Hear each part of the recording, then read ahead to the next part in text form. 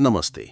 क्या आपने कभी अपने आसपास की दुनिया को देखकर सोचा है कि ये सब कुछ इतना उथल-पुथल भरा क्यों लग रहा है? मानो हर चीज बहुत तेजी से बदल रही हो। क्या हो अगर मैं आपसे कहूं कि इसका एक प्राचीन उत्तर है, एक ऐसी कहानी जो हजारों साल पहले ही हमारे ग्रंथों में लिख दी गई थी।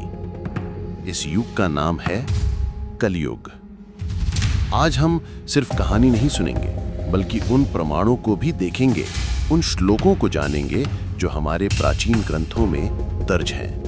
तो आराम से बैठ जाइए, ये यात्रा बहुत गहरी होने वाली है। सबसे पहले ये समझिए कि हमारे शास्त्रों में समय को एक चक्र के रूप में देखा गया है। इस चक्र के 4 युग हैं। हम चौथे और आखिरी युग यानी कलयुग में है। श्रीमद् भागवत पुराण के अनुसार इसकी आयु 4,32,000 साल है। हम इसमें लगभग 5,127 साल पूरे कर चुके हैं, यानी ये तो बस शुरुआत है। लेकिन इस युग के आने की चिंता सिर्फ धरती पर ही नहीं थी। एक पौराणिक कथा के अनुसार जब मां गंगा को धरती पर आने के लिए कहा गया तो वे चिंतित हो गईं। उन्होंने कहा कि सतयुग, त्रेता और द्वापर के लोग तो पुण्य आत्मा होंगे, लेकिन जब कलयुग आएगा तो सभी पापी अपने पाप धोने मुझ में स्नान करेंगे। मैं उन पापों का बोझ कैसे सहूंगी? ये कलयुग के प्रभाव की पहली चेतावनी थी। पुराणों में कहा गया है, यदा पापानि मर्त्यानाम बाहुल्येन भविष्यति तदा भार समाक्रांता का गतिर्मे भविष्यति। अर्थात कि जब मनुष्यों के पाप बहुत अधिक बढ़ जाएंगे तब मैं उनके भार से दब जाऊंगी, मेरी क्या गति होगी। तो धरती पर इस युग की शुरुआत कैसे हुई? इसकी घटना श्रीमद् भागवत पुराण में विस्तार से बताई गई है। महाभारत युद्ध के बाद राजा परीक्षित धर्म के रक्षक थे।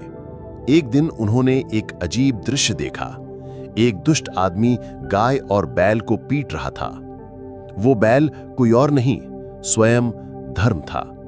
जानते हैं, धर्म के 4 पैर होते हैं, जैसा कि शास्त्र कहते हैं, तपः शौचम दया सत्यमिति पादा कृते कृतः। इसका अर्थ है कि सतयुग में धर्म के 4 पैर थे, तपस्या, पवित्रता, दया और सत्य। द्वापर युग के अंत तक पहले 3 पैर टूट चुके थे। धर्म अब सिर्फ सत्य के 1 पैर पर खड़ा था, और वो दुष्ट जो स्वयं कलयुग का रूप था, उसी आखिरी पैर को तोड़ने आया था। राजा परीक्षित ने जब ये देखा तो वे क्रोध से भर गए। उन्होंने अपनी तलवार निकाली और जैसे ही वो कली को मारने वाले थे, वो उनके पैरों में गिर पड़ा। शरणागत को मारना धर्म के विरुद्ध था, इसलिए राजा ने उसे रहने के लिए 5 स्थान दिए: जुआ, शराब, व्यभिचार, हिंसा और सोना यानी धन का लालच। और इन्हीं 5 दरवाजों से अधर्म ने हमारी दुनिया में प्रवेश किया। अब कई लोग पूछते हैं कि क्या वेदों में कलयुग का सीधा उल्लेख है? देखिए, वेदों में ज्ञान बीज रूप में है। युगों के बदलने और समय के चक्र का संकेत वहां मिलता है, लेकिन इसका विस्तृत और स्पष्ट वर्णन, जैसे कलयुग में क्या क्या होगा, ये हमें महर्षि वेदव्यास द्वारा रचित पुराणों और महाभारत जैसे ग्रंथों में मिलता है। उन्होंने ही वेदों के ज्ञान को कहानियों और भविष्यवाणियों के रूप में हमें समझाया। श्रीमद् भागवत पुराण के 12वें स्कंद में भविष्य की जो तस्वीर खींची गई है, वो आज सच होती दिख रही है। एक श्लोक कहता है, वित्तमेव कलौ नृणाम जन्म आचार गुणोदयः धर्म न्याय व्यवस्थायाम कारणम बलमेव ही। यानी कलयुग में किसी व्यक्ति का खानदान उसके गुण या व्यवहार नहीं, बल्कि सिर्फ उसका धन ही, पैसा ही सब कुछ माना जाएगा। और कानून व्यवस्था में जिसके पास बल यानी ताकत होगी, उसी की बात सही मानी जाएगी। यही नहीं, कुछ और भविष्यवाणियां सुनिए। शासक चोर बन जाएंगे। राजा और नेता प्रजा की रक्षा करने के बजाय टैक्स के बहाने उन्हें ही लूटेंगे। परिवार टूट जाएंगे। लोग अपने बूढ़े माँ बाप को छोड़ देंगे। पति पत्नी का रिश्ता भी सिर्फ स्वार्थ पर टिकेगा। लोग पेट के गुलाम हो जाएंगे। जीवन का लक्ष्य बस पेट भरना रह जाएगा। जो बहुत बोलता है उसी को ज्ञानी माना जाएगा। बाल ही सुंदरता होंगे। लोग शरीर की सफाई पर नहीं बल्कि सिर्फ अपने बालों को संवारने पर ही सारा ध्यान देंगे।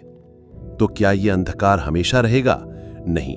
शास्त्र कहते हैं कि जब पाप अपने चरम पर होगा तब धर्म की पुनर्स्थापना के लिए भगवान विष्णु अपना अंतिम अवतार लेंगे। वे कल्कि के रूप में प्रकट होंगे।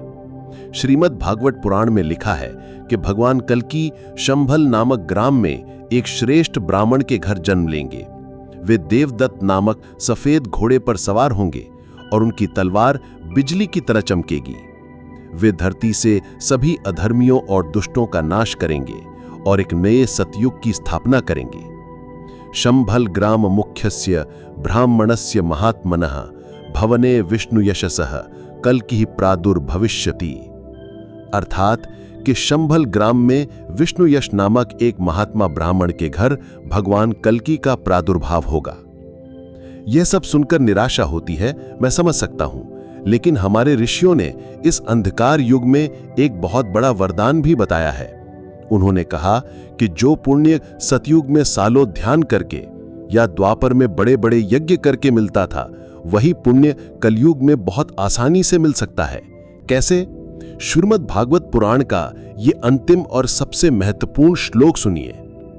कलेर दोष निधे राजन अस्ति हेको महान गुणः कीर्तनेव कृष्णस्य मुक्त संगः परम व्रजेत।